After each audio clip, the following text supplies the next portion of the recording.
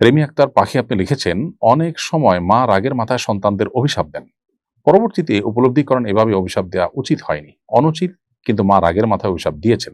আল্লাহ কি মায়ের এরকম অভিশাপ কবুল করবেন? বিরতির পর আমি যে প্রশ্নটি দেখতে পাচ্ছি, প্রথমে সেটি হলো, আমি একজন ডাক্তার। আমার বিদ্যা বুদ্ধির সবটুকু দিয়ে অত্যন্ত আন্তরিকতার সঙ্গে রোগী দেখার চেষ্টা করি, কিন্তু আমার মাঝে মধ্যেই খুব ভয় হয় আমার দ্বারা রোগীর কোনো ক্ষতি হয়ে যায় কিনা। আমার সীমাবদ্ধতার কারণে অথবা অনিচ্ছাকৃতভাবে যদি কোনো রোগীর ক্ষতি হয়ে যায়, তাহলে কি আমার গুনাহ হবে? আমার নানা প্রচন্ড ব্যথায় জর্জরিত ছিলেন, অনেক চিকিৎসা করেও ব্যথা কমেনি। অবশেষে ব্যথা সইতে না পেরে মেডিসিন খেয়ে তিনি মারা গেছেন। ওনার মৃত্যু কি সুইসাইডের অন্তর্ভুক্ত হবে? অনেক রিকোয়েস্ট করার পরও আমাদের মহল্লার ইমাম সাহেব নানার জানাজা পড়েননি।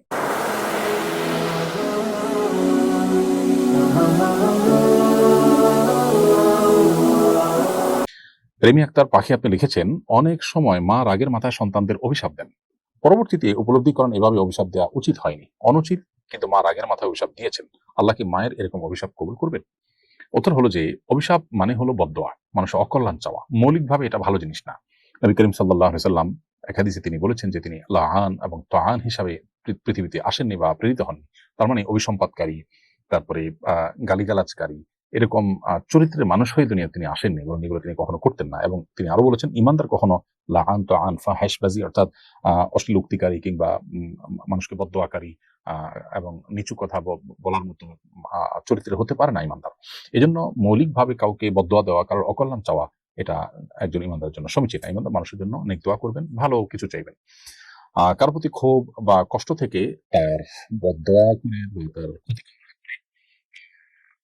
নিজের খুব চরিতার্থ না করে, বরং তার হেদায়েতের দোয়া আমরা করবো। আল্লাহ তাকে হেদায়েত দিক, আল্লাহ তাকে সঠিক পথের দিশা দিক। এছাড়া অন্য কোনোভাবে আমাদের ক্ষোভ আমরা জাহির করতে পারি, কিন্তু তাই বলে অভিশাপ দিতে পারি না। এখন মা বাবার সন্তানের কোনো আচরণে যদি কষ্ট পান পেয়ে যদি তারা অভিশাপ দেন, কষ্ট পেয়ে আপনার দিল থেকে অভিশাপ এসেছে বা অকল্যাণ এসেছে, এটা হলে সন্তানের জন্য সেটা ক্ষতির কারণ হতে পারে। আর যদি মন থেকে অভিশাপ নাও আসে, মা বাবা যদি কষ্ট পান, জাস্ট তাদের কষ্ট পাওয়াটাই কিন্তু সন্তানের ধ্বংসের কারণ হতে পারে এবং আল্লাহর কাছে বিচারের মুখোমুখি হতে পারে। কিন্তু যদি কোনো যৌক্তিক কারণ ছাড়া অহেতুক দেখা যাচ্ছে কেউ মিথ্যা কিছু বলে তাদেরকে ক্ষুব্ধ করেছে এবং তারা সেজন্য সন্তানকে অভিশাপ দিচ্ছেন, তো এই অভিশাপে সন্তানের কোনো ক্ষতি হবে না, কারণ আল্লাহ তাআলা কোরআনে কারিমে বলেছেন, আহ উম, লাউ লাউ ইয়াজ্জালুল্লাহু শাররা ইসতিআজালাহুম বিল খাইরি লাকুদিয়া ইলাইহিম আজালুহুম। মানুষের ভালো দিতে আল্লাহ যত দ্রুততার সাথে দেন, ভালো কিছু দান করতে মানুষকে, বিপদ আপদ বা মানুষের ক্ষয়ক্ষতি এগুলো দানের ক্ষেত্রে যদি আল্লাহ এরকম তাড়াহুড়ো করতেন বা এরকম দ্রুততার সাথে দিতেন, তাহলে মানুষ শেষ হয়ে যেত, কেউ টিকতো না। তার মানে কেউ যদি ভুলে অভিশাপ দেয়, আল্লাহ তাআলা সেটার সাথে সাথে কবুল করে ফেলেন তা না, বরং আল্লাহ রব্বুল আলামিন তার যে নীতি আছে সেই নীতি দিয়ে তিনি মাপেন এবং তিনি পরখ করেন যে কতটা যথার্থ হয়েছে বা কতটা অযথার্থ। অতএব অন্যায়ভাবে অভিশাপ দিলেই যে সেটা কবুল হয়ে যাবে মা বাবা হলেও, ব্যাপারটা কিন্তু সেরকম না। তারপর সন্তান হিসাবে মা বাবার অভিশাপেরও যৌক্তিক অযৌক্তিক অভিশাপের কারণ থেকে বা পথ থেকে আমাদের নিজেদেরকে দূরে রাখার চেষ্টা করতে হবে। বিরতির পর আমি যে বিষয়টি দেখতে পাচ্ছি, প্রথমে সেটি হলো, আমি একজন ডাক্তার। আমার বিদ্যা বুদ্ধির সবটুকু দিয়ে অত্যন্ত আন্তরিকতার সঙ্গে রোগী দেখার চেষ্টা করি, কিন্তু আমার মাঝে মধ্যেই খুব ভয় হয় আমার দ্বারা রোগীর কোনো ক্ষতি হয়ে যায় কিনা। আমার সীমাবদ্ধতার কারণে অথবা অনিচ্ছাকৃতভাবে যদি কোনো রোগীর ক্ষতি হয়ে যায়, তাহলে কি আমার গুনাহ হবে? আল্লাহ না করুন, অনিচ্ছাকৃত ভুল চিকিৎসার কারণে যদি কেউ মরে যায়, তাহলে শরীয়তে আমার উপরে কি আরোপ করেছে? আপনি যদি রেজিস্টার্ড ডাক্তার হয়ে থাকেন, তাহলে সেক্ষেত্রে স্বীকৃতিপ্রাপ্ত ডাক্তার হলে আপনি আপনার সর্বোচ্চ চেষ্টা এবং সতর্কতার পরও যদি কোনো প্রকার দুর্ঘটনা ঘটে থাকে, তার জন্য আল্লাহর কাছে আপনি দায়ী থাকবেন না। আর দ্বিতীয়ত হলো, যদি আপনি স্বীকৃতিপ্রাপ্ত ডাক্তার না হন বা আপনার আসলে এই কাজ করার যোগ্যতা প্রমাণিত না হয়, তাহলে সেক্ষেত্রে আপনি আনাড়িপনা সত্ত্বেও বা আপনার সাবজেক্টের বাইরে গিয়ে আপনি যদি অনধিকার চর্চা করতে যান, সেটা করতে গিয়ে যদি মানুষ মারা যায় বা ক্ষতিগ্রস্ত হয়, তাহলে তার দায় অবশ্যই আপনার উপরে বর্তাবে। এরপরে প্রশ্ন হলো যে, আমার নানা আমার মামাকে ঈদ মিলাদুন্নবী পালন করার জন্য ওসিয়ত করে গেছেন। এখন আমার মামার জন্য কি তা প্রতি বছর পালন করা জরুরি কিনা? উত্তর হলো যে, কোনো বিষয় যদি অন্যায় বা গুনাহের ব্যাপারে ওসিয়ত করা হয়, তাহলে সেক্ষেত্রে আপনার নানার এই ওসিয়তটা সঠিক কোনো ওসিয়ত নয়, বিধায় এই ওসিয়ত রক্ষা করাও আবশ্যক নয়। সাবির রহমান লিখেছেন, পাগলা মসজিদের নামে একটা মসজিদ আছে, সেখানে সবাই টাকা দিয়ে মানত করে। এই মসজিদে মানত করা জায়েজ হবে কিনা? মসজিদে দান করা তো মৌলিকভাবে ভালো কাজ, এবং অন্য 10টা মসজিদে যেমন দান করা যায়, পাগলা মসজিদেও দান করতে পারেন, কিন্তু কোনো মসজিদে মানত করাটা বিশুদ্ধ মানতের অন্তর্ভুক্ত নয়। অতএব কেউ যদি পাগলা মসজিদে মানত করেন যে সেখানে আমি এত টাকা দিব বা টাকা দিব, তাহলে এই মানত পুরা করা তার জন্য আবশ্যক নয়। যে মানতটা বিশুদ্ধ হয় না, সে মানত পুরা করাও আবশ্যক হয় না। বিধায় আপনি পাগলা মসজিদ বা এরকম কোনো মসজিদে কিংবা কোনো মাজারে দান করার জন্য যদি আপনি মানত করেন, সেই মানতটা বিশুদ্ধ মানত হবে না। মানতের বিশুদ্ধতার জন্য, মানত আবশ্যক হওয়ার জন্য, মানত পুরা করা আবশ্যক হওয়ার জন্য যে শর্ত রয়েছে সেটার মধ্যে এটা সেটার আওতায় এটা পড়ে না। যার কারণে আপনি কোনো গরিবকে দান করার জন্য মানত করলেন, সেটা ঠিক আছে, রোজার মানত করলেন, সেটা ঠিক আছে, কিন্তু মসজিদে দান করার মানত করলে সেটা সঠিক নয়। আর আরেকটা বিষয় হলো যে দান সেখানে করা উচিত যেখানে আসলে দান দরকার। যে মসজিদে অনেকে দান করে প্রচুর পরিমাণ টাকা হয়ে যায়, বস্তায় বস্তায় টাকা সেখান থেকে বের করে গণনা করতে হয়, সেখানে দান করার কোনো অর্থ থাকতে পারে না। বরং বহু মসজিদ আছে যেখানে নিড আছে, সেখানে আমাদেরকে দান করার চেষ্টা করতে হবে। এগুলো মসজিদে দান করলে আমাদের উদ্দেশ্য পূরণ হবে, আমাদের উদ্দেশ্য হাসিল হবে, বিপদ আপদ দূর হবে, বা সওয়াবটা বেশি হবে, মনের আশা পূরণ হবে, এরকম আশা যদি কেউ করেন বা এরকম উদ্দেশ্যে যদি কেউ পাগলা মসজিদে দান করে থাকেন, তাহলে সেটা হবে আরেকটা ভুল, এবং সেটা সমীচীন হবে না, কারণ এটা ইসলামী আকীদা এবং বিশ্বাসের সাথে সঙ্গতিপূর্ণ নয়। এখানে দান করলে যে আলাদা সওয়াব হবে সে কথা কোরআন হাদিসে কোথাও নেই। অতএব এটি বিদআত হবে যদি আপনি সেটা মনে করেন, অথবা আপনি সেখানে দান করলে যদি মনে করেন আপনার মনের আশা পূরণ হবে, সেটা আপনার ভুল হবে। মনের আশা সেখানে দান করলে হবে, পূরণ হবে এমন কোনো কথা কোরআন সুন্নাহ দ্বারা প্রমাণিত নয়। এটা নিছকই মানুষের ধারণা এবং ধারণার উপরে ভিত্তি করে এ ধরনের কর্মকাণ্ড করা জায়েজ নেই। আমার নানা প্রচন্ড ব্যথায় জর্জরিত ছিলেন, অনেক চিকিৎসা করেও ব্যথা কমেনি। অবশেষে ব্যথা সইতে না পেরে মেডিসিন খেয়ে তিনি মারা গেছেন। ওনার মৃত্যু কি সুইসাইডের অন্তর্ভুক্ত হবে? অনেক রিকোয়েস্ট করার পরও আমাদের মহল্লার ইমাম সাহেব নানার জানাজা পড়েননি। জানাজা না পড়ানো কি ঠিক হয়েছে? কোনো ব্যক্তি আত্মহত্যা করে মারা গেলে তার জানাজা ইমাম সাহেব না পড়িয়ে মুয়াজ্জিন সাহেব অন্য কেউ পড়াবেন, এটুকু ঠিক আছে, কারণ সমাজের গণ্যমান্য এবং সম্মানিত ব্যক্তিবর্গ আত্মহত্যাকারী জানাজা পড়বেন না। এটা হলো অন্য কেউ যেন আত্মহত্যা না করে তাদের জন্য একটা অ্যালার্ম। এর বাইরে আপনার মৃত ব্যক্তি তিনি আত্মহত্যা করে মারা গেলেও তিনি কোনো অমুসলিম হয়ে যাননি, যার কারণে তার জানাজা টোটালি না পড়ার সুযোগ নেই, বরং মহল্লাবাসীর কর্তব্য তার জানাজা পড়া। কেউ জানাজা না পড়লে সবাই গুনাহগার হবে। বিধায় আপনার নানার জানাজা হতে হবে, তবে ইমাম সাহেব না পড়ানোটা সঠিক।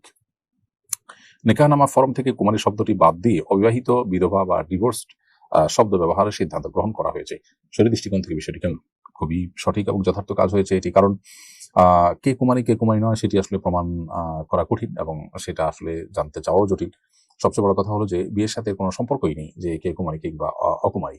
হ্যাঁ, বিবাহিত কিনা, অবিবাহিত কিনা, বিধবা কিনা, ডিভোর্সড কিনা, এই বিষয়গুলো জানা দরকার, কারণ অনেক সময় এগুলো হাইড করে বিয়ে হয়ে যায়, পরবর্তীতে এটা নিয়ে নিজেদের মধ্যে মনোমালিন্য হয় এবং পরস্পরের হক অধিকার নষ্ট হয় এবং বিবাহ ভেঙে পর্যন্ত যায়। এই জন্য আগে থেকে সেই জিনিসগুলো ক্লিয়ার করা এটা দরকার।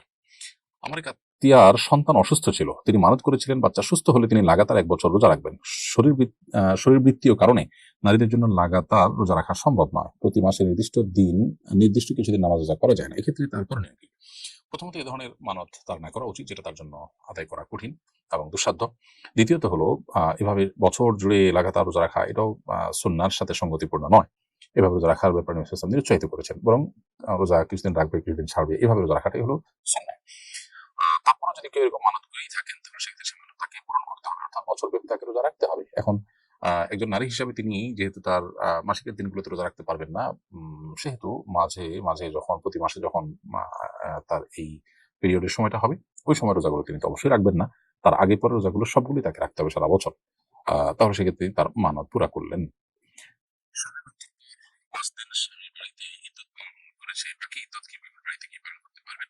যদি স্বামীর বাড়িতে 5 দিন ইদ্যত পালন করার পর সেখানে আসলে থাকাটা তার জন্য জটিল হয়, এবং সেই ঘরে বসবাস করা বা সে বাসায় বসবাস করা তার জন্য অনিরাপদ হয়, তার ভয়ের কারণ হয়, নানাবিধ অসুবিধা হয়, তাহলে সেক্ষেত্রে বাবার বাড়িতে গিয়ে ইদ্যত পালন করতে পারবেন। আর যদি সেক্ষেত্রে স্বামী যদি থাকতে যে ঘরে থাকতেন সে ঘরে ইদ্যত পালন করাটাই হলো তার জন্য শরীয়ী বিধান। কোনো কারণে অসুবিধা তৈরি হলে তখন তিনি অন্য কোথাও যেতে পারবেন। মোহাম্মদ রিয়াদ লিখেছেন, আমার বউয়ের বিয়ের আগে অন্য কারোর সঙ্গে কাবিন হয়েছিল, পরে সেটি বাতিল হয়েছে, এরপর আমার সঙ্গে বিয়ে হয়েছে, এতে কি কোনো সমস্যা হবে? আপনার স্ত্রীর আগে যার সাথে কাবিন হয়েছে আপনি বলছেন, সেখানে শরঈ দৃষ্টিকোণ থেকে যে বিয়ে হয়, প্রস্তাব, সম্মতি, দুজন সাক্ষীর উপস্থিতিতে সেটি হয়েছে কিনা, যদি হয়ে থাকে তাহলে সেখান থেকে তালাক বা বিচ্ছেদ নিয়ন্ত্রণভাবে হওয়ার পর, ইদ্যত পার হওয়ার পর আপনি চাইলে তাকে বিয়ে করার সুযোগ থাকবে শরীর দৃষ্টিকোণ থেকে। যদি আপনি এভাবে বিয়ে করে থাকেন, আপনার বিয়েটা ঠিক আছে। আর যদি এর কোনটার ব্যত্যয় হয়, তাহলে আপনার বিয়ে বিশুদ্ধ হয়নি। অতএব কাবিন হয়েছিল বলতে আপনি কি বোঝাচ্ছেন? যদি বলেন যে শুধুমাত্র লিখিত পঠিত হয়েছে, মুখে কোনো উচ্চারণ বা প্রস্তাব সম্মতি কিছুই হয়নি, তাহলে সে বিয়ে বিশুদ্ধ হয়নি। তবে এক্ষেত্রে আপনাকে আমি অনুরোধ করব কোনো বিদগ্ধ কোনো বিচক্ষণ মুফতির সাথে সাক্ষাৎ করে আপনার বিষয়ের সমাধান আপনি জানার চেষ্টা করবেন। কারণ আপনার বিষয়টিতে বেশ কিছু ধোঁয়াশা আছে এবং সেটার উপর ভিত্তি করে প্রশ্ন উত্তর ঠিক হবে। হাফসা ফেরদাউস আপনি লিখেছেন, আমার যে সম্পদ বিক্রির অধিকার নেই সেই সম্পদের জাকাত কি আমাকে দিতে হবে? যেমন বিয়ের সময় শ্বশুর বা শাশুড়ি যে গয়নাগুলো দিয়েছেন এগুলো আমার হলেও আমি বিক্রির অধিকার রাখি না। আপনি যদি গয়নার মালিক হন, আপনার যদি মালিক বানিয়ে দিয়ে থাকেন, তাহলে সেক্ষেত্রে এটার বিক্রির অধিকারও আপনার আছে এবং সেটা জাকাত আপনাকে দিতে হবে। আর যদি মালিক আপনি না হন, তারা আপনাকে ব্যবহার করার জন্য দিয়ে থাকে, মালিক তারাই হয়ে থাকে, তাহলে জাকাত তাদেরকে দিতে হবে। তো এই জিনিসটা তাদের সঙ্গে আপনি তাদের কাছ থেকে আপনি ক্লিয়ার করে নিবেন। তারা আপনাকে মালিক বলার পরও যদি তারা বিক্রি করতে বাধা দেন, তাহলে সেটা হবে তাদের পক্ষ থেকে অন্যায়। তবে অনেক সময় আমরা এই সমস্ত ইস্যুতে দেখা যায় ভুল সিদ্ধান্ত নিয়ে ফেলি, নিজের ক্ষতি নিজে করে ফেলি। এই জন্য মুরব্বীদের নিষেধাজ্ঞা বা তাদের গাইডলাইন থাকে, সেটাকে আমরা ফলো করা দরকার, সেটা ভিন্ন বিষয়। কিন্তু তারা যদি অন্যায়ভাবে আপনাকে আপনার এই ন্যায্য অধিকার থেকে বঞ্চিত করে, কেনাবেচা করতে গেলে আপনাকে ঝামেলা তৈরি করে, অহেতুক আপনাকে বোঝানোর বিপরীতে তারা যদি নিষেধাজ্ঞা আরোপ করে এবং করতে না দেয়, তো সেটা অন্যায় হবে। এর কারণে আপনার জাকাত থেকে আপনি মুক্তি পাবেন না বা জাকাত আপনাকে দিতে হবে। আমার আফ্রিকার সফরের সময় লক্ষ্য করেছি কেনিয়ার রাজধানী নাইরোবিতে শহর থেকে অনেকখানি বের হওয়ার পর, অর্থাৎ উপশহরের উপকণ্ঠ যখন আমরা পার হচ্ছি, শহর থেকে বাইরে যাচ্ছি, তখন আমরা লক্ষ্য করলাম যে শত শত হাজার হাজার মানুষ তারা হেঁটে হেঁটে রাস্তার ধার দিয়ে তারা যাচ্ছেন। তাদের হাঁটার স্টাইল দেখে বোঝা যাচ্ছে তারা অনেক সময় ধরে হাঁটছেন এবং অনেক দূর গন্তব্যে তারা যেতে চেষ্টা করছেন। তখন আমি স্থানীয় বাংলাদেশে জিজ্ঞেস করলাম যে এরা কি আমাদের দেশে গার্মেন্টস কর্মীদের মতো কোনো গার্মেন্টসে যাচ্ছে, ছুটি হয়েছে এরকম? তারা বলেন না। তারা মূলত শহরে বিভিন্ন কোম্পানিতে, বিভিন্ন অফিস আদালতে চাকরি করেন, সরকারি বা বেসরকারি অনেক জায়গায় তারা চাকরি করেন। চাকুরির যে কর্মস্থল সেটা তাদের আবাসন থেকে অনেক দূরে, সেই জায়গায় তারা যাচ্ছেন এবং কেউ ভোর ৫টায়, কেউ ৬টায় হাঁটা শুরু করেছেন সকাল ৮টা বা ৯টায় অফিস ধরার জন্য। তাই আমি বললাম যে এই ২ ঘন্টা ৩ ঘন্টা সময় বা আরো বেশি সময় ধরে যে হাঁটছেন, না হেঁটে এখানে তো বাস সার্ভিস আছে, বাস সার্ভিস পেতে পারেন, বাসের নিশ্চয়ই ভাড়া অনেক বেশি না?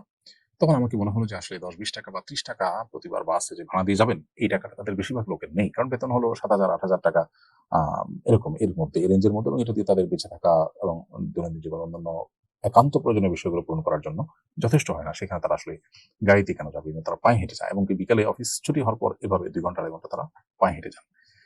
এরকম আরো অনেক দৃশ্য আমাদের চোখে পড়েছে আফ্রিকাতে, যেটা আসলে আমরা কল্পনা করতে পারি না। মানুষ কত কষ্ট করে সেখানে দিনাতিপাত করে থাকেন। কাঁচা কলা সিদ্ধ করে এই কলা লবণ দিয়ে বা কিছু দিয়ে তারা মেখে খেয়ে ফেলছেন এবং এটাই তাদের খাবার। এটা খেয়ে তারা থাকছেন, দিনকে দিন থাকছেন। একটু ব্রেড চিনি পানিতে চোবায়ে খাচ্ছেন। এটাই লাঞ্চ, এটাই ডিনার। ঠিক একইভাবে দেখা যায় যে কলাকে দিয়ে নানা রকমের আইটেম তৈরি করে তারা সেটা খাচ্ছেন। তাদের দেশে গোশতের দাম অনেক কম, সবজি হয় যেখানে সেখানে। তারপরেও টাকার অভাব এত বেশি যে তারা সেগুলো আসলে সবার কিনে খাওয়ার সামর্থ্য থাকে না।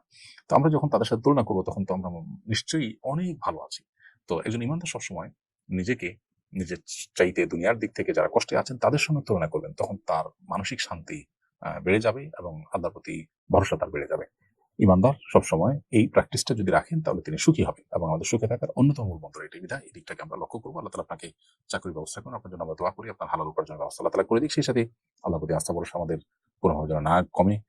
দুনিয়ার সামান্য একটু রুটি-রুজির জন্য যেন আমাদের ঈমানটা কোনোভাবে দুর্বল হয়ে না পড়ে, সেদিকটা আমাদের চেষ্টা করতে হবে এবং এরকম নিজের চাইতে কষ্টে থাকা মানুষগুলোর কথা চিন্তা করতে হবে।